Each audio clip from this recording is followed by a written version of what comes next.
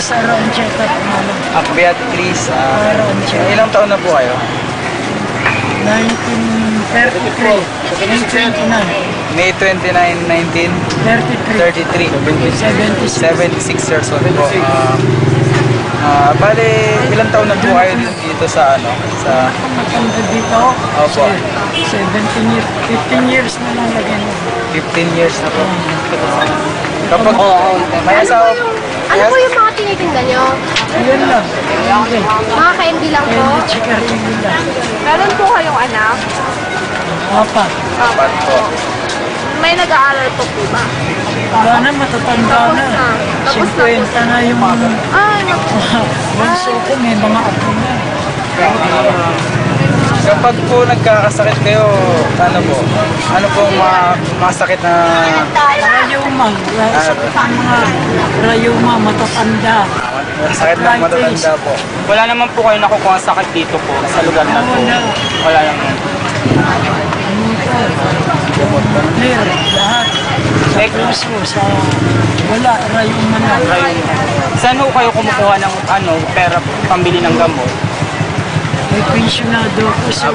Pensionado po. Self-employed ako. Pinupuhunan. sapat po yan. Sapat po ba yung para matustusan nyo yung... Okay naman, awa ng... Pang-araw-araw. Ay, yung mga anak nyo po, tinutulungan din ho kayo sa mga... Ako tumutulog, lalo na mga ano.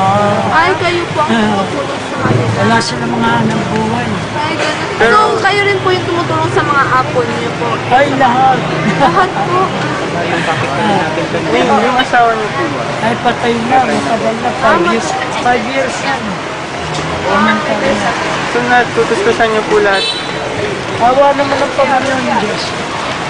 Babantan na ako. Pagtulong sa kapwa. Ayan. Tulungin tayo sa kapwa.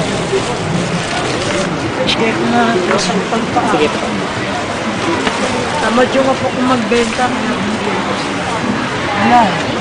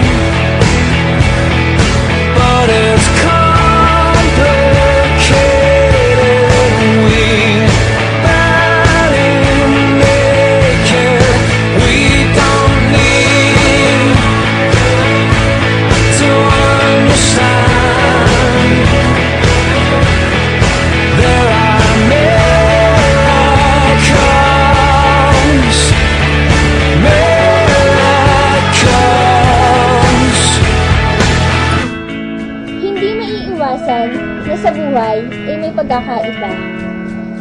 May mayaman, may mahirap, may magarang kotse, may kariton, may rustans, at may divisoria. Sana'y nakapag-iwan kami ng munting aral na tatatak sa